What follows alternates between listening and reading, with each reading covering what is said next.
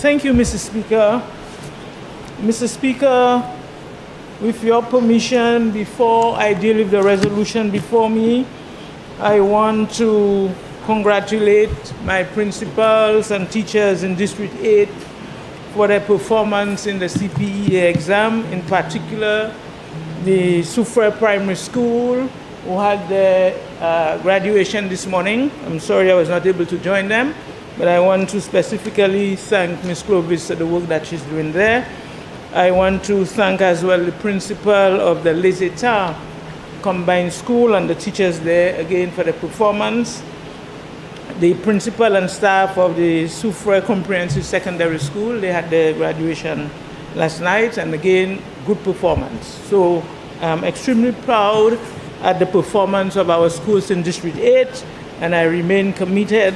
I want to also thank the organizations, Mr. Speaker, that continue to provide support to our schools as well as to our youth. I want to put on record my gratitude to Anchasne Jade Mountain, Soufrière Regional Development Foundation, Sugar Beach, and the other businesses that continue to provide sterling support to education and youth in my district. I want to thank them profusely for this. So, Mr. Speaker, the resolution before us, I write in support of the resolution before us to amend Schedule 1 of the VAT Act as presented by the Minister of Finance, the Prime Minister, and the member for Castries East, Mr. Speaker. Mr. Speaker, I will take a little time on this resolution because as the Minister for Commerce, I want to add meat to the areas already presented by the Honorable Prime Minister. So, Mr. Speaker, with your permission, I will start by presenting again to the members of the public why we have done what we are doing. St. Lucia, as we all know, is an open economy, Mr. Speaker, and we depend on external markets and supplies for all that we have here, all that we import, processed foods and unprocessed foods. This structural dependence, Mr. Speaker, is due in large measure because of our size, because that impacts what we can produce at an economic cost. Together, Mr. Speaker, we lack the comparative advantage needed to justify production or attract investment in many of the items that we produce. Another important factor to be considered in this external dependence, Mr. Speaker, is the fact that as a small country, we are particularly price takers, and with no ability to determine the price of the goods and products that we import. Mr. Speaker, when we did our research, the United Nations Food and Agriculture Organization, they release annually the price index, and the most recent one, which was released in February, Mr. Speaker, it speaks on an average price index of 1 to 7.1, Mr. Speaker, in February. And when you compare this to the price index of January, there was an increase of 2 percentage points, 200 percentage points, Mr. Speaker, which is showing us that apart from meat products, every item in the sub-index of food was increased. Every item except meat. The most significant increases, Mr. Speaker, recorded were sugar, dairy, and vegetable oil. So why, this is just giving you a little background as to why we're doing what we're doing.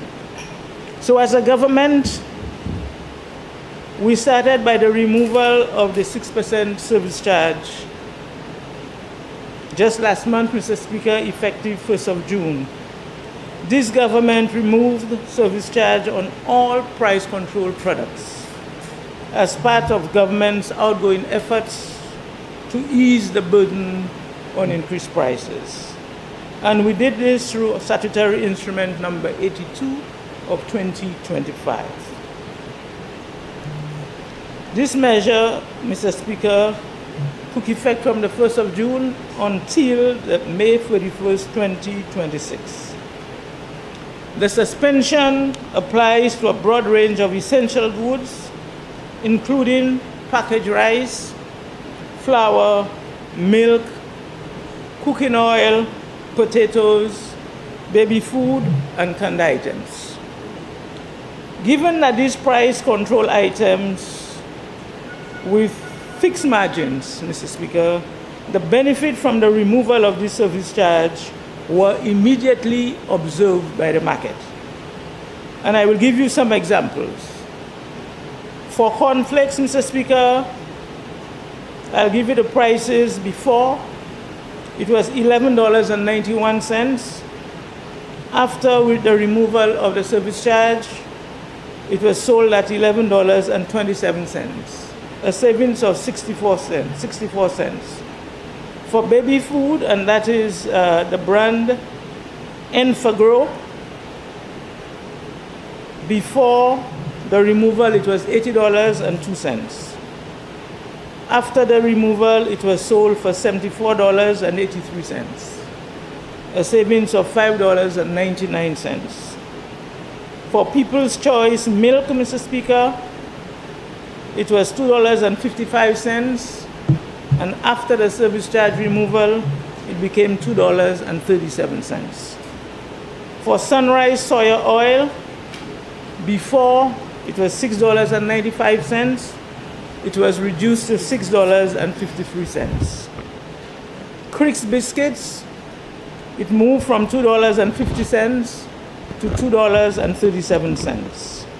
And for Carib Pearl parboiled rice, it moved from a kilo $14.93, and after the service charge, $14.28, a savings of 65 cents. So, Mr. Speaker, this is telling you that we had savings, and that savings is being reflected in the supermarket shelves. That's the figures that we have presented and collected by our own staff at the Ministry of Consumer Affairs. The Consumer Affairs Department continues to closely monitor the implementation of this policy measure. Businesses are required to submit the price control calculation sheets in order to obtain approval for wholesale and retail selling prices, which are determined using the legitimate fixed or percentage markup. And this ranges from 7.5% to 11% at the retail level and 10% to 20% at the wholesale level. The data received thus far confirms that the 6% reduction has been applied, and to date businesses are compliant with that policy measure. This initiative, Mr. Speaker, forms a broader strategy aimed at protecting consumers and ensuring affordability of essential items in the current economic climate. For this reason, Mr. Speaker, in my capacity as a Minister for Commerce and also responsible for consumer affairs, I am pleased today to join the Honorable Prime Minister in this resolution that is before this House. Mr. Speaker, with this resolution to amend our VAT Act Cap 15.42 to effect zero rating items on 70 main items, which has been broadened to include fruits and vegetables, baby formula, and local cassava products. Mr. Speaker, from the information that I have received, when we itemize all the products, it moved from just 70 items to 173 items. When you itemize each item on the vegetables, fruits, and so on. A cursory glance, Mr. Speaker, indicates that these are among the basic food items consumed by John Public. And you've heard the listing, you've heard it from the Honorable Prime Minister and Member for Castries East, you've heard it from the Minister for Beaufort North, and in some cases, I will list some items again. So, Mr. Speaker, as per our VAT Act, all goods and services are classified as exempt or zero rated. Where goods and services are not listed as exempt or zero rated, they are subject to VAT at the standard rate of 12.5% or 7% and 10% for hotel accommodation and tours in the tourism sector. Mr. Speaker, some of the items that attracted standard rates of VAT are, and I will call a few, we had herrings, attracted a standard rate. Mackerel, a standard rate. Non-salted butter, a standard rate. Cheeses, standard rate. Chickpeas, standard rate. Split peas, standard rate. You have, for example, lentils is exempt. I think it is important, Mr. Speaker, that we differentiate between what is standard rate and those that were exempt. Because for John Public, when an item, for example, herrings, attracted a standard rate of VAT of 12.5%, now that after this resolution is passed here, this item will be zero rated. The reduction in price will be extremely significant, 12.5% or more. Whereas, for example, if you take a piece like lentils that was exempt, the difference in price between after this resolution is going to be a little less. And that I will explain why. Mr. Speaker, over 45 categories of goods will be reclassified from standard rated, which is a 12.5% to zero rated. All things remaining equal, it means that an item which was $11.25, that is $10 plus 12.5% VAT, will now cost the consumer $10. An item which was once purchased for $22.50, meaning $20 plus 12.5% VAT, will now be $20. $112.50 expenditure on these items will result in a savings of $12.50 to the consumer.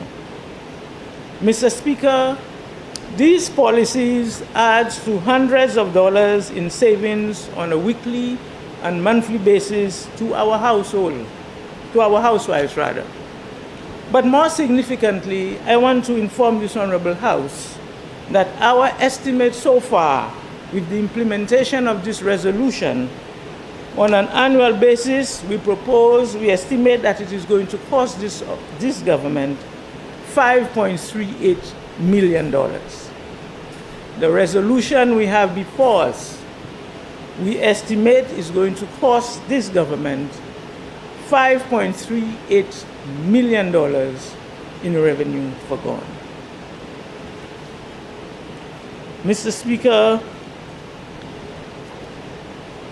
the remaining food items listed as reclassified from exempt to zero. Of these items that will be reclassified, 24 items are price controlled. Mr. Speaker, this government has been ridiculed for stating that goods will be reclassified from exempt to zero to ease the inflationary pressures, because goods already exempt have no VAT. And that was the position, or that is the position of the opposition, Mr. Speaker. But Mr. Speaker, I want to expand a bit on the reason why we had to move goods from exempt to zero rated. Mr. Speaker, with VAT exempt goods, no VAT is charged on these goods. However, as a general rule, any VAT paid by a registered business that is incurred to sell these goods, referred to as input VAT, cannot be claimed by the business. The VAT that cannot be claimed must be absorbed by the business as an additional cost. And in most cases, it is passed on to the consumer in the form of higher prices. That is when those goods when you consider them exempt goods, goods that are exempt. That is what happens. The business person cannot claim the VAT incurred on selling those goods, and what they do generally is to pass that cost on to the other goods that are there. And most times the goods that attract these that cost are the goods that are not price controlled. So, Mr. Speaker, the decision to pass on to the consumer is influenced by the following. You have goods that have what you call price elasticity. If goods are price elastic, where a change in the price leads to a significant demand in the goods, the business will likely absorb the input VAT and suffer a lower margin. Alternatively, the business may spread the additional costs among other goods and services that are not price elastic, thus increasing the price of these goods. If the goods are not price elastic, Mr. Speaker, an increase in price will not adversely impact the demand for that good. And examples of goods that are not price elastic would be bread, flour, sugar, tuna fish, some of those basic items. Irrespective of the price, people must buy them. Any input VAT relating to exempt goods that cannot be claimed by the business may result in a direct increase in the price of these goods. The amount is likely to be passed on to the consumer. That increase is not possible only if the goods are price controlled. For zero-rated goods, with zero-rated goods, the VAT rate is zero. The business can claim any input VAT incurred to sell these goods. There is no input VAT to be absorbed by the business or to be passed on to the consumer.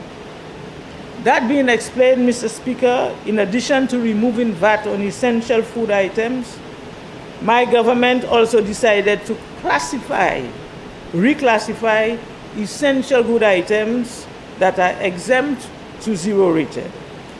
We will be working with the business community, Mr. Speaker, to ensure that VAT expense incurred relating to these exempt items that was previously recovered by the business through increased prices of non-price control items will be removed, and consumers will benefit from the price reduction. This also has implications for price reductions on additional goods and services. The government looks forward to the collaboration with the distributors and retailers to pass on the benefit of this reclassification of exempt good items to the consumers, or this will be reflected through a price control regime. What I'm saying is, Mr. Speaker, and you've heard it from the Honorable Prime Minister, that thus far, the business community has collaborated with us and are working with us. I want to take this moment to urge them to continue working with us, because we have put in place and we are strengthening our monitoring regime, Mr. Speaker. We are putting more officers on the ground to ensure that the benefits that we are now dealing with, the exemptions and so on, is passed on to the consumer. So I want to thank the business community for their cooperation thus far, and to urge them to continue working with us so that our consumers benefit. Mr. Speaker, what we are doing here today also has benefits not only for the consumer, but to the business community as well, especially in the area of exempt goods. Because now they have an opportunity. They have an opportunity where they can claim for the input VAT. So the government has targeted both the business community as well as the consumers in that particular resolution that is before us. So I'm saying, with that in mind, the business community has every reason to work with this government to ensure that our consumers get all the benefit that they're supposed to get. Our monitoring regime, Mr. Speaker, complaints and investigation officers supported by other staff of the Ministry of Commerce, including those in our Southern Division, were deployed island-wide from June 23rd to the 30th to collect baseline prices for the initial 70 items. The officers will be out on the field again from tomorrow, Friday, to obtain additional baseline data. Additionally, the CIF prices from the Customs and Excise Department are available to us at the Ministry of Commerce to ensure comprehensive price monitoring. Mr. Speaker, the 24 items at a price control, and that is both wholesale and retail, must be approved by the Consumer Affairs Department upon importation before the importer marks these goods available for sale. Continuous monitoring and data collection will take place once the policy measure comes into effect to ensure compliance. Some of the items, Mr. Speaker, that are price control: potatoes is price control, onions, garlic, lentils, tuna fish are some of the examples of the items that are included on the 24 items. Mr. Speaker, in consultation with the private sector, a further review of the price control list will be done, and any necessary amendments will be made by August 31st, 2025. Mr. Speaker, you've heard significant conversation on the benefits of the extension of the removal of VAT on building material. And the areas, the items include lumber, cement, galvanized, steel, and plywood, Mr. Speaker. And this was done through the enactment of statutory instrument number 92 and number 135 of 2023. Mr. Speaker, I am pleased to report that these measures have yielded tangible results, and you've heard some of that from the Minister for Finance in his presentation. The retailers and suppliers of these items express strong support for the initiative. For example, dress-treated lumber measuring 2 by 10 by 20 was reduced from $155 to $145, a $10 savings on that particular post. On steel, Mr. Speaker, half-inch steel, the item was reduced from $19.64 to $17.25. These reductions, Mr. Speaker, were welcome and appreciated by not only the contractors, but also by the people doing their little basic home repairs. We've seen it everywhere. Every parliamentarian would have had somebody coming into their office to say, I have started this house, I need assistance to help me finish it. And only last week, Mr. Speaker, in Soufrière alone, I assisted some 65 persons with building materials. As the rainy season is on, every house, everybody comes, the house is leaking. I need support for galvanists there, I need support for galvanists there. This measure touches the persons who can ill afford it, and it is welcomed by them, Mr. Speaker. And if you go on social media and hear the comments by those persons who have benefited from this particular intervention, it is one that has touched the lives of the small person, the medium person, the person at Cap Estate, the person at Redry Beach, the person at Barons Drive, the person at Font Saint-Jacques. These measures have touched the lives of every St. Lucian. And it is this government, and it is a manifestation of what this government means by putting the people of St. Lucia first. Accordingly, Mr. Speaker, when I look at some of the other measures that we have taken, I am particularly pleased, Mr. Speaker, that we are extending this particular measure for a period August 2nd, 2025 to May 2026. Mr. Speaker, it represents a significant reduction of some 14% on the cost of building material, Mr. Speaker. Mr. Speaker, cement in particular, under head 25.3, is a price control item, and we have managed to keep that price down. In the area of lumber and plywood, under head 44.07 to 44.18, we have been able to keep prices down, Mr. Speaker. Mr. Speaker, as I close, I want to give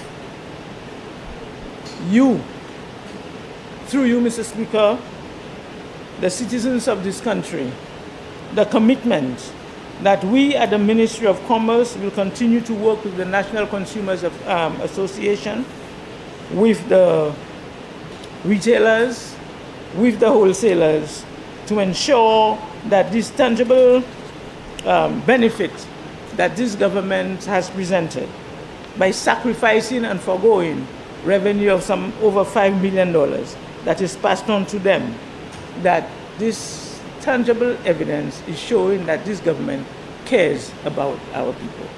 So, Mr. Speaker, I want to say that I am pleased with the work that is happening within this government.